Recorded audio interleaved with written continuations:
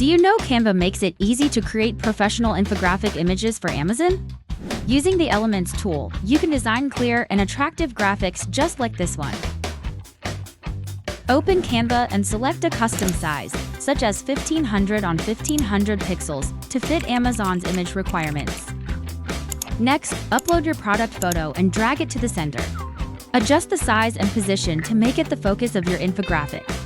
Don't forget to remove the background using the background remover feature. Next, add text in the form of a title for the image and short text for future icons. Go to the Elements tab and search for icons that will answer to the text on the image. Use a shield for lightweight and durable or bubbles for easy to clean. Drag the icons to your design and place them near the text.